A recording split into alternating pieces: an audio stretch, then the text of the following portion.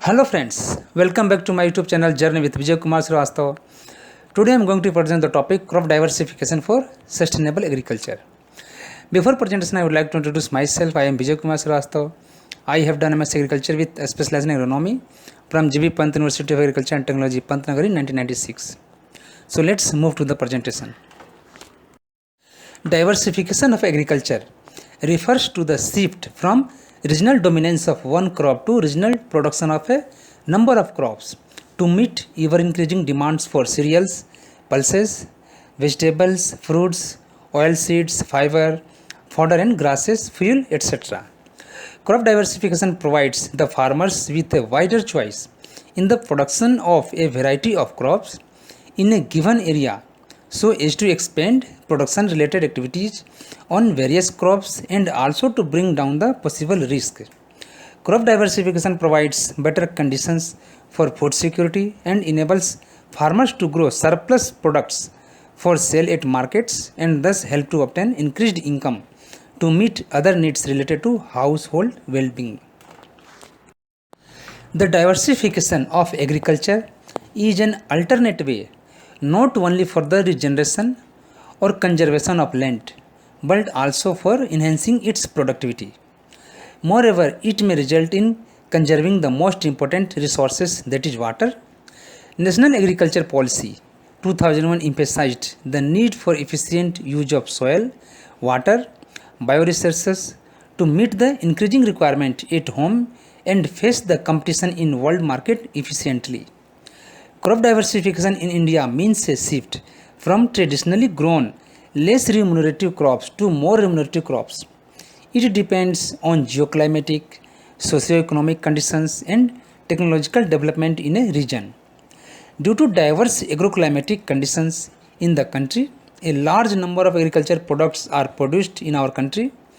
Crop diversion designed to shift from regional dominance of one crop to regional production of a number of crops and to meet ever increasing demand of coarse cereals, pulses, vegetables, fruits, oilseeds and sugarcane. It aims to improve soil health and to maintain dynamic equilibrium of the agro ecosystem. Crop diversification is intended to promote technological innovations for sustainable agriculture and enable farmers to choose crop alternatives for increased productivity and income. Now to study the crop diversification aims. It aims to improve soil health and the dynamic equilibrium of agroecosystem. Crop diversification takes into account the economic returns from different value-added crops. Finding out emerging crop experiencing crop diversification as well as crop specialization. It is different from the concept of multiple cropping or succession planting in which multiple crops are planted in succession over the course of a growing season. Moreover, crop diversification implies the use of environmental and human resources to grow a mixture of crops with complementary marketing opportunities, and it implies a shifting of resources from low value crops to high value crops usually intended for human consumption such as fresh market fruits and vegetables. With globalization of market, crop diversification in agriculture means to increase the total crop productivity in terms of quality, quantity, and monetary value under a specific diverse agroclimatic situations worldwide. Now we will study about approaches to crop diversification. There are two approaches to crop diversification in agriculture. First one is horizontal diversification approach, which is the primary approach to crop diversification in agriculture production. Here diversification takes place through crop intensification by adding new high value crops to existing cropping system as a way to improve the overall productivity of a farm or a region farming economy. Second is vertical diversification approach, in which farmers and others add value to products through processing, regional branding, packaging, merchandising, or other efforts to enhance the product. Opportunities for crop diversification vary depending on risk, opportunities, and the feasibility of proposed challenges within a socio-economic and agroeconomic context. Crop diversification may occur as a result of government policies. The technology mission on oilseeds, Spices Development Board, Coconut Development Board, etc. are example where the Indian government created policies to thrust change upon farmers and the food supply chain at large as a way to promote crop diversity. Now we'll study about factors affecting crop diversification outcome. First one is environmental resources factors including irrigation, rainfall, temperature and soil fertility. Second is technology related factors including seeds, fertilizers and water technologies, but also those related to marketing, harvest, storage, agro processing, distribution and logistics, etc. Third is household related factors including regional food traditions, fodder and fuel, as well as the labor and investment capacity of farm people and their communities. Fourth is price related factors including output and input prices, as well as national and international trade policies and other economic policies that affect the price either directly or indirectly. And fifth is institutional and infrastructure related factors including farm size, location, and tenancy arrangements, research, in field technical support, marketing systems, and government regulating policies, etc. What are the consequences of crop pattern changes? Turning to the socio-economic and environmental consequences of crop pattern changes, the Green Revolution technologies were fomented. Among other things, an increasing tendency towards crop specialization and commercialization of agriculture. While these developments have positive effect on land and labor productivity and net farm income, they have also endangered a number of the undesirable side effects like reduced farm employment and crop imbalances. Although the expenses of commercialized agriculture has fomented new sets of rural non-farm activities and strengthened the rural-urban growth linkage, it has also weakened the traditional inter-sectoral linkage between the crop and livestock sectors. Besides, crop pattern changes also lead to serious environmental consequences that take such forms as groundwater depletion, soil fertility loss, and water logging and salinity problem, all of which can reduce the productive capacity and growth potential of agriculture over the long term. A classic example is the rice wheat system in northwestern India, replacing traditional crops like pulses, oilseeds, and cotton. What are the major driving forces for crop diversification? These are first one, increasing income on a small farm holding. Second, withstanding price fluctuation. Third is mitigating ill effects of aberrant weather. Fourth, balancing food demand. Fifth, improving fodder for livestock animals. Sixth, conservation of natural resources like soil and water. Seventh is minimizing environmental pollution. Eighth, reducing dependence on off-farm inputs. Ninth, decreasing insect pests, diseases and weed problems. And 10th, increasing community food security. So these are the major driving forces for crop diversification needs. Now to study the diversification areas where the scope is available. First one is from low value to high value crops. Second, water loving crops to water saving crops.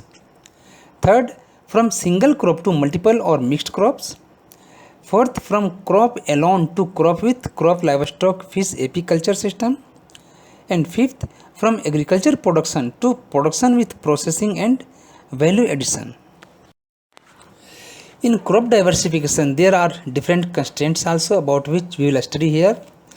First one is over 117 million hectares, about 63% of the total cropped area in the country is completely dependent on rainfall, which is working as a constraint in crop diversification.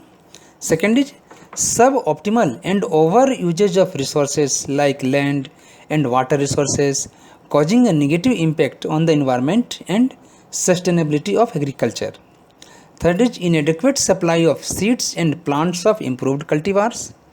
Fourth, fragmentation of land holding, less favoring modernization and mechanization of agriculture.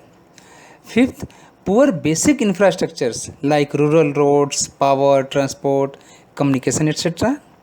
Sixth, inadequate post-harvest technologies and inadequate infrastructure for post-harvest.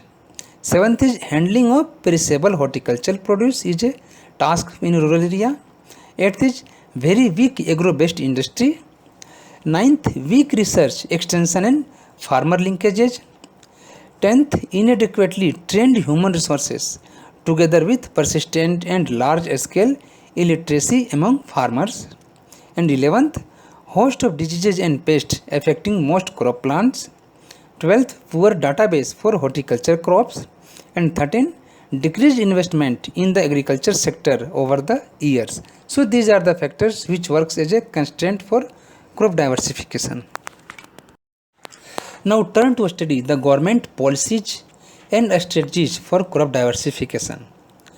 Considering the importance of crop diversification in the overall developmental strategy in Indian agriculture, the Government of India has taken several initiatives for agriculture development in general and crop diversification in particular, like launching a technology mission for the integrated development of horticulture in the northeastern region.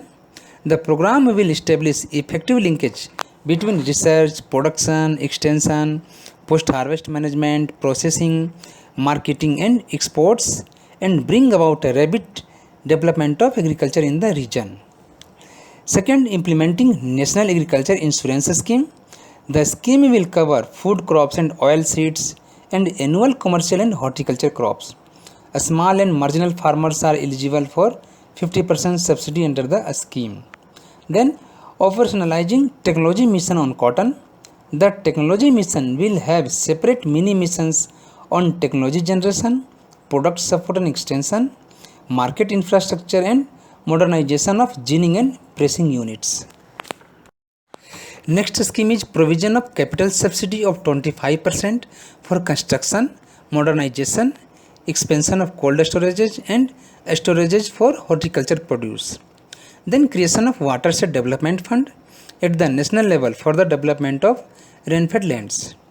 Then infrastructure support for horticulture development with emphasis on post-harvest management.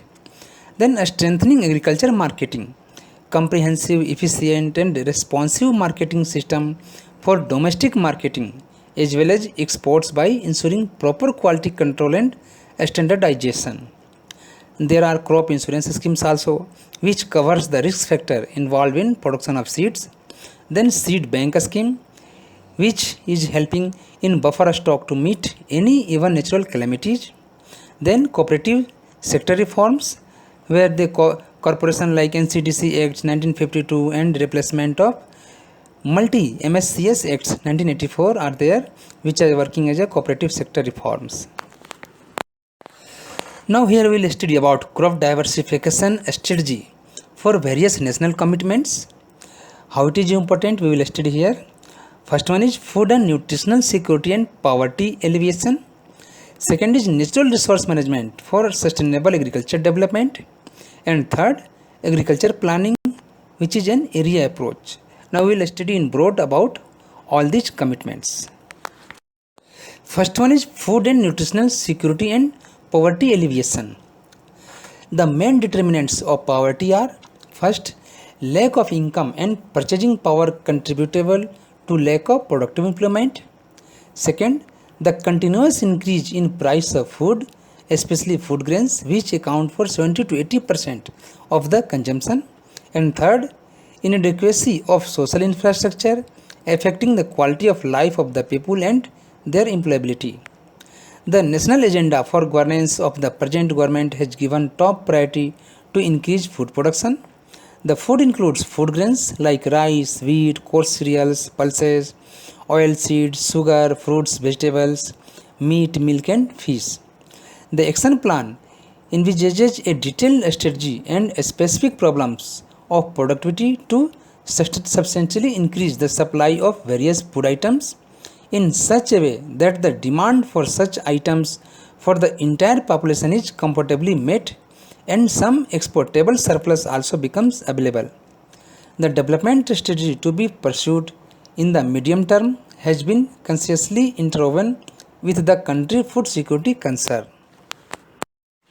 Second strategic commitment is natural resource management for sustainable agriculture development.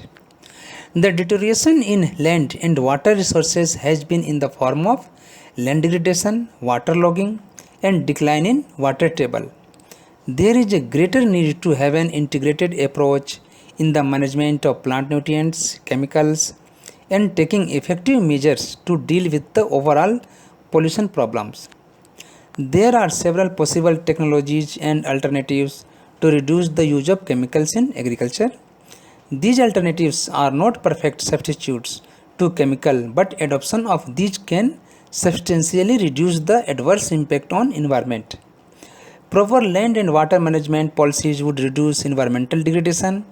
Community and village institutions also be encouraged to participate in protecting natural resources from degradation, and programs for regeneration of land and water resources will be strengthened. Third diversification strategy is agriculture planning, which is an area approach. A new approach to agriculture planning, the Agroclimatic Regional Planning (ACRP) was put into action in 1988. The ACRP can be considered as a bridge between the resource-based and decentralized planning, which aims at providing a scientific support to planning for attainment of sustainability and having due consideration of basic resources and the local needs. The project was initiated by regionalizing the country into 15 zones or regions and later into 73 subregions and subsequently demarcation of subzones, subregions within a state using districts as the lowest unit of analysis. The principles used for this sub-regionalization were those which relates intrinsically with the character of the agriculture economy like soil, climate and rainfall. In a recent study, agroclimatic zones have been delineated into 4 agroeconomic zones to address the issues of poverty, productivity and sustainability. These agroeconomic zones are first high productivity zones having 103 districts. Second is low productivity high potential zones which consist of 181 districts. Third is low productivity zones having 179 districts. And fourth, ecologically fragile zones which are comes under Himalayan and desert areas. So these are the action plan for agriculture planning. Now we will study the relation between emerging technology and crop diversification. It is being increasingly realized that agriculture is no longer a subsistence activity carried out by peasant cultivators, but rather an enterprise and manufacture of biomass using land, water, genetic material and the latest in technology. The agriculture of 21st century will increasingly be a farmer entrepreneurship, harnessing technology to optimize return from his land and investment he makes on it. Biotechnology and genetic engineering in crops with focus on primary productivity and also on many quality traits will go a long way to improving the yield and quality of many important crop plants. With the advent of such emerging technologies and consequent scope for increased economic return, the diversification in favor of such crops will be for future focus. Many other related technologies and their adoption will also inject an added dimension in crop diversification. Decision support system, governmental policies, geographic information system, application of information technology leading to market information, etc., will also lead to crop diversification primarily on economic considerations. Now to study the globalization and crop diversification linkage. With the advent of WTO, World Trade Organization, and India being a member and signatory to GATT, the scenario of the agriculture sector will not be the same as that of past. With the liberalization of trade and providing the market access of agriculture produce between the different countries, the country will be required to promote much more diversified agriculture. For crops on which we have substantial area and production, especially food grains, the import market has to be insulated through increased productivity, which gives us a kind of comparative advantage and also a level playing field so that the large scale importation is contained and farmers' interests are protected. The crops which are traditionally exported like basmati rice and spices and condiments also need to be supported in terms of area expansion and quality improvement to look forward much more opportunities for export. Crop diversification in the area of certain tropical fruits and also a few vegetables also need support for both production and post harvest handling in terms of their export opportunity. In continuation to globalization, accelerated growth in fruits and vegetable production is also required for improved nutrition of the country's population. In future, with improved living standards, along with increased purchasing power, more and more people will look for nutritional and quality foods, which will also call for greater crop diversification. There are some production areas such as food crops, plantation crops, poultry, dairy, sugar, cotton, and oilseeds, in which India has made its mark. There are some in which its emerging strength is already evident, like sericulture, marine, and inland fisheries, like examples. There are also others which now attracts less attention, but in which the competitive advantage that India possesses can put it on the top of the world. No country grows such a wide range of fruits, vegetables, and flowers and in such abundance as India, and yet it has no record worth mentioning in horticulture exports. The rich variety, when processed and marketed, can help India take care of the health needs of its population besides being major export commodities. Now to study the research and development supports need for crop diversification. Future agriculture will be much more knowledge and skill based rather than the traditional subsistence agriculture. In the wake of globalization and opening up of the global market, there will be much more opportunity for entrepreneurship development in agriculture. This also calls for paradigm shift in research and technology development and also the transfer of technology for successful crop diversification. The research system not only needs to address the issues connected with continuance and indulgence and knowledge in the area of emerging technologies but also create a cadre of scientists through the continuous upgrade of skills and human resource development. The researchers also need to popularize the technologies, impart knowledge and skills to the extension functionaries for the transfer of technologies to the farmer. This knowledge based farming will call for much more interactions between the researchers, extension workers, and farmers. The fruits of the innovative technology should reach the farmers at the earliest and also spread in the quickest possible time to get the benefits. Now to study the needs of institutional and infrastructure development towards crop diversification. To sustain and operationalize crop diversification, institutional support is required to the two-thirds of the country crop area which is rain-fed. Crop diversification in terms of reducing the risk of rain-fed farmers is also very vital to a country like India where two-thirds of the farmers are also resource poor. However, crop diversification in well-endowed area is more of an economic consideration. The National Agriculture Research System, with its crop and commodity based institution, natural research management based institution, and state agriculture universities, are jointly addressing the issues connected with the crop diversification. The Government of India has also developed a counter support mechanism through the establishment of crop directorates for each of the major crops and groups of crops like oil seeds and pulses for developmental and technology transfer focus on each of these crops and commodities. These directorates acts as a coordinating agency between the research and development activities on the one hand and between the federal government at the central and regional governments at the state level for technology transfer and other promotional activities. Now to study the success story in crop diversification.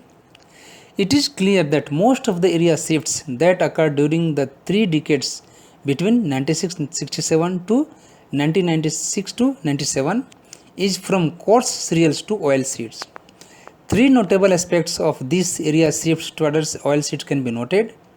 First, most of these area shifts have occurred particularly during the decade ending 96-97.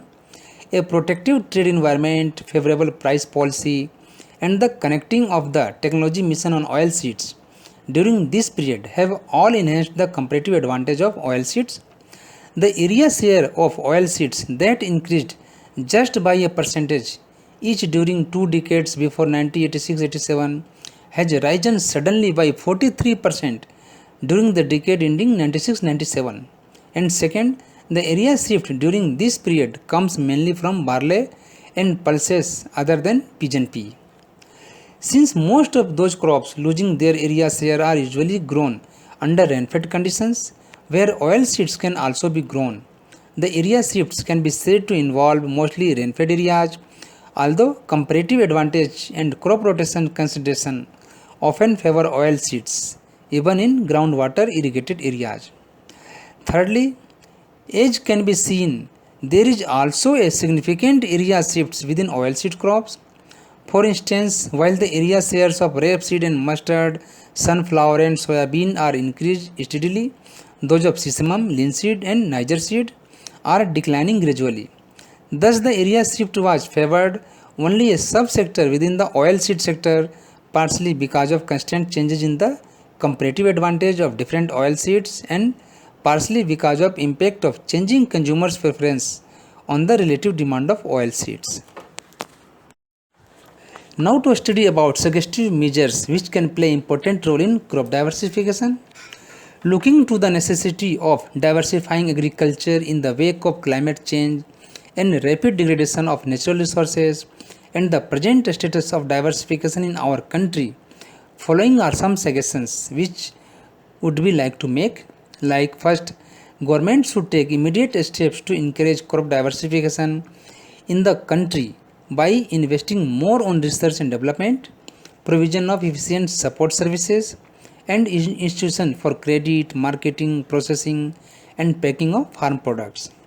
Second, to encourage crop diversification, extension education on some prospective cropping patterns, improved farm practices, and irrigation management should be provided to farmers.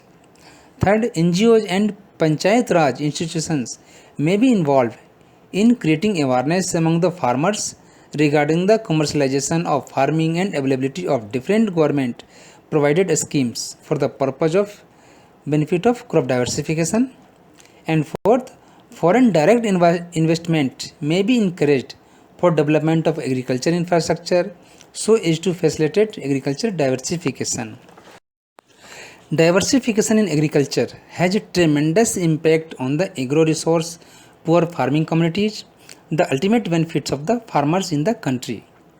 It implies the use of local resources as a larger mix of diverse cropping systems and livestock, the globalization of markets in the WTO era, diversification in total production and productivity in terms of quality, quantity and monetary gains under diverse agroclimatic situation of the country. There are many opportunities of crop diversification both in the irrigated and non-irrigated vast areas in the rural India. Now about conclusions on crop diversification. An accelerated pace of diversification to create positive import of higher income, higher employment and conservation and efficient use of natural resources emphasizes the need for efficient policies, especially in technological development, selective economic reforms and institutional change. A strategy of crucial importance is growth enhancing non-farm activities. This calls for investment in rural infrastructure and skill upgradation, and it also implies a careful examination and adjustment of macro policies which influence the relative profitability of different activities and in turn determine the nature and pace of diversification. In order to ensure social equity, policies on structural adjustment and reforms must pay a special attention to the band of marginal and small farmers and agricultural laborers. The direct benefits from diversification should reach these sections of the farmers. So this presentation was all about crop diversification for sustainable agriculture. Now my presentation ends here. Thank you very much. I have given here my YouTube channel details, Journey with Vijay Kumar Srivastav.